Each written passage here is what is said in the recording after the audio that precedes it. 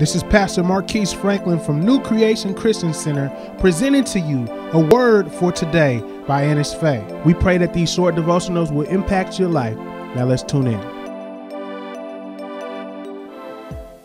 Back in high school, when I used to date, if a guy said that he was going to pick me up at a certain time and he was over a half hour late, well, I would get very angry and let him know about it. So what I want to talk about today is patience. And I'm going to read James chapter 1, verse 4, but I want to start in verse 2, which says, "My brethren, count it all joy when you fall into various trials, knowing that the testing of your faith produces patience. But let patience have its perfect work, that you may be perfect and complete, lacking nothing." And also we know in 1 Corinthians chapter 13, verse 4, it says, "Love is patient." Well, my story today is about when my husband, Harold, and I were dating. And there was a particular time when he called and told me that he was on his way to see me. And he was supposed to be there, it would take probably about a half an hour.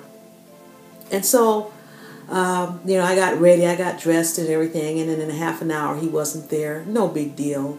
Then it's 45 minutes and he still wasn't there. I'm like, I wonder what happened. Then an hour came by and I was like, what is he doing? We didn't have cell phones at that time, so we couldn't call and say, hey, I ran into this or that. So now it's an hour. Then an hour and 15 goes by. And of course, I am steamed by that time.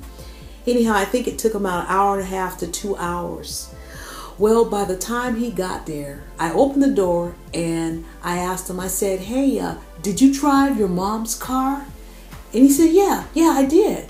And I says, good. Now get in it and go back home. I don't want to have anything to do with you. And of course he was shocked, and of course we talked it out and everything like that. But, Harold and I, we've been married almost 30 years.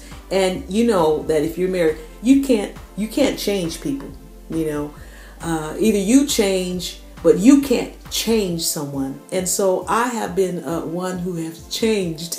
And, the first many years of our marriage, or probably first 6, 7 years, probably longer than that, hey, Harold would be late. And boy, by the time he'd get home, I would just be mad, just steamed, ready to fight.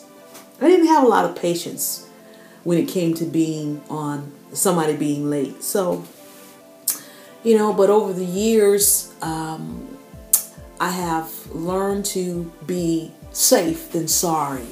And what I mean by that is that, whenever Harold is late, the main thing is that he does get home.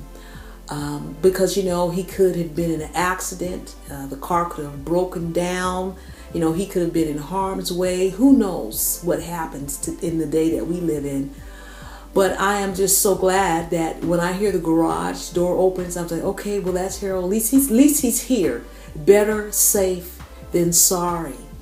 And so, there are ways, there are different things that we can meditate on or think about instead of allowing anger to just run full control.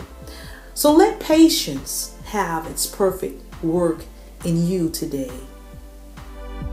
We pray that this message has encouraged you today.